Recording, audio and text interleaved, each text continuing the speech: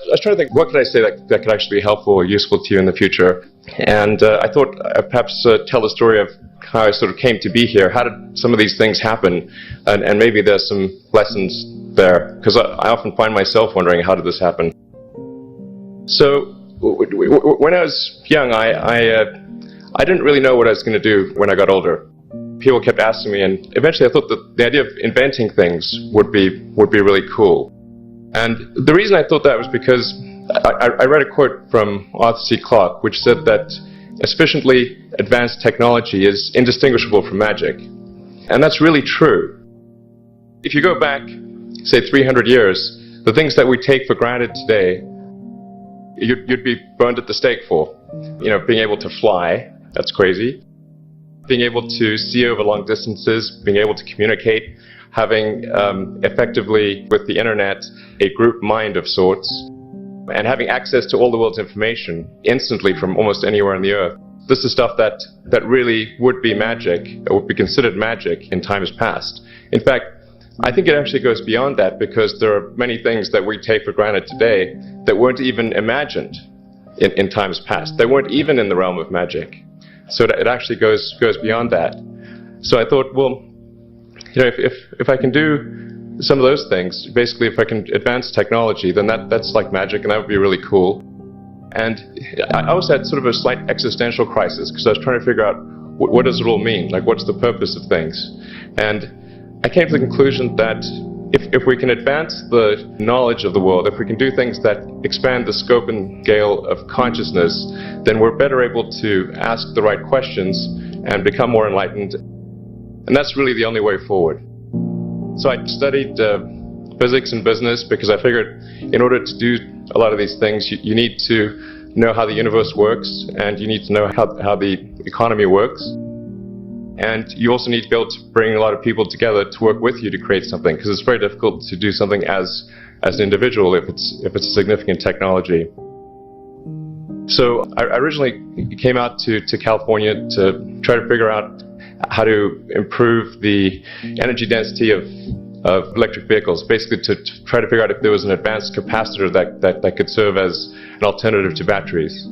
That was in '95, and that's also when the internet started to happen. And I thought, well, I can either pursue this technology where success may not be one of the possible outcomes, which is always tricky, or participate in the internet and be part of it. So I decided to drop out. Did some internet stuff. Did a few things here and there. One of which was PayPal.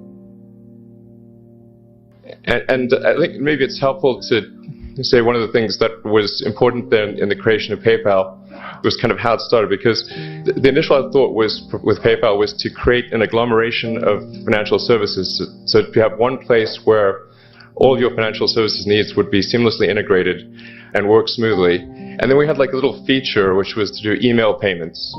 And whenever we'd show the system off to someone, we'd show the hard part, which was the agglomeration of financial services, which was quite difficult to put together.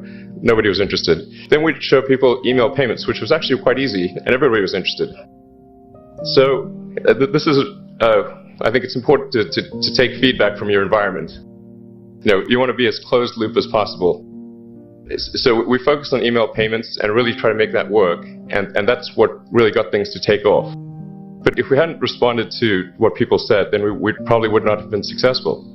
So it's important to look for things like that and focus on them when you see them, and correct your prior assumptions.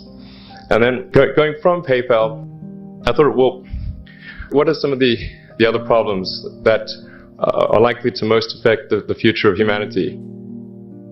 It really wasn't from the perspective of what's the rank-ordered best way to make money, which is okay, but it was really what I think is going to most affect the future of humanity. So I think the biggest terrestrial problem we've got is sustainable energy, but the production and consumption of energy in a sustainable manner. If we don't solve that this century, we're in deep trouble.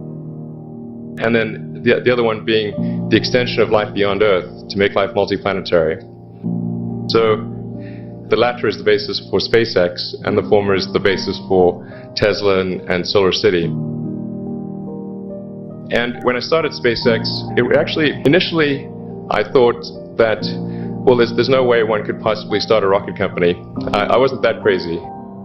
I thought, well, what is a way to increase NASA's budget? That was actually my initial goal.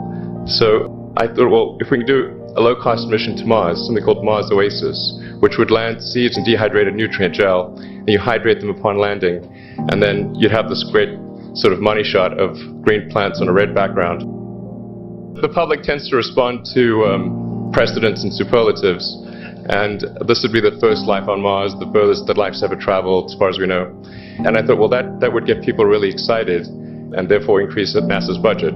So obviously, the financial outcome from such a mission would probably be zero. So anything better than that was on the upside.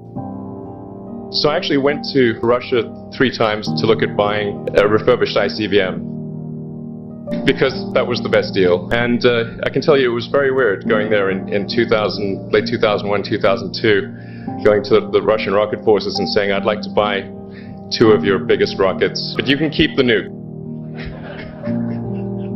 That's a lot more. They thought I was crazy, but I did have money, so that was okay. After making several trips to Russia, I came to the conclusion that actually my initial impression was wrong, because my initial thought was, well, that there's not enough will to explore and expand beyond Earth and have a Mars base and that kind of thing. But I came to the conclusion that that was wrong. In fact, there's plenty of will, particularly in the United States, because the United States is a nation of explorers, of people who came here from other parts of the world. And I think the United States is really a distillation of the spirit of human exploration. But if people think it's impossible, or it's going to completely break the federal budget, then they're not going to do it. So after my 3rd trip, I said, okay, well, what we really need to do here is try to solve the space transport problem. And started SpaceX. And this was against the advice of pretty much everyone I talked to. One friend made me sit down and watch a bunch of videos of rockets blowing up. Let me tell you, he wasn't far wrong. It was tough going there in the beginning, because I'd never built anything physical. I mean, I'd built like little model rockets as a kid and that kind of thing, but I'd never had a company that built anything physical. So I had to kind of figure out how to do all these things and bring together the right team of people. And so we did all that and then failed 3 times. It was tough going. Because the thing about a rocket is the passing grade is 100%. And you don't get to actually test the rocket in the real environment that it's going to be in. So I think the best analogy for rocket engineering is like if you want to create a really complicated bit of software, you can't run the software as an integrated whole, and you can't run it on the computer it's intended to run on. But the first time you put it all together and run it on that computer, it must run with no bugs. That's basically the essence of it. So we missed the mark there. The first launch, I was picking up bits of rocket near the launch site. It was a bit sad. But we learned with each successive flight, and were able to eventually, with the 4th flight in 2008, reach orbit.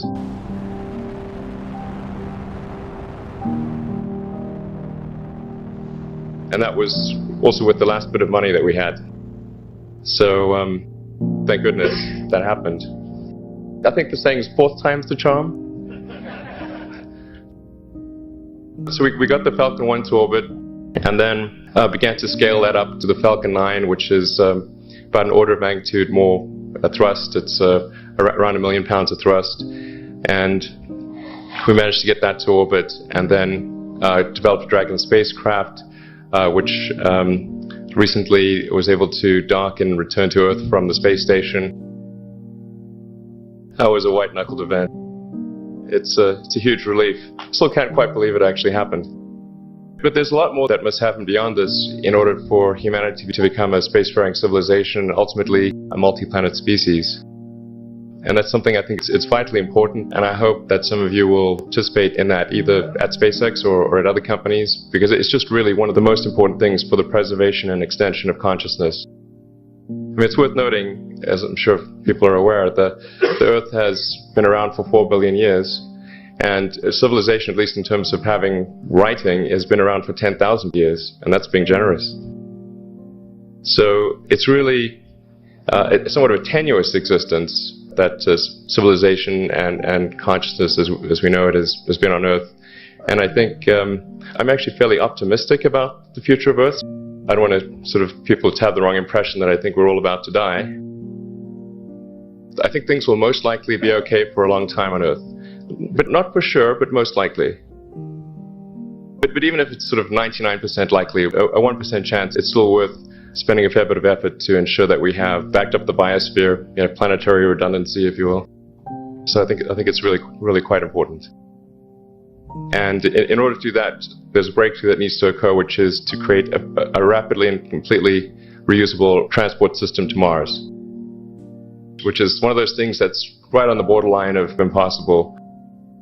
That's sort of the thing that we're going to try to achieve there with SpaceX. And then on the Tesla front, the goal with Tesla was really to try to show what electric cars can do, because people had the wrong impression. We had to change people's perception of an electric vehicle, because they used to think of it as something that was slow and ugly and had low range, kind of like a golf cart.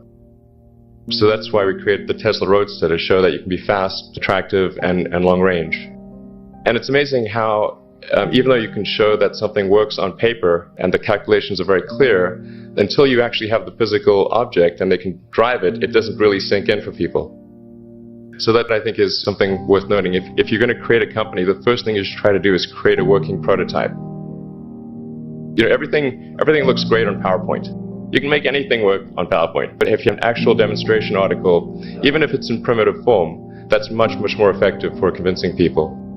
After we made the Tesla Roadster, people said, oh, sure, we always knew you could make a car like that. It's an expensive car, and it's low volume, and it's small and all that, but you couldn't make a real car. Like, okay, fine, we got to make that too. But I think the overarching point I want to make is that you guys are the magicians of the 21st century. Don't let anything hold you back. Imagination is the limit, and go out there and create some magic. Thank you.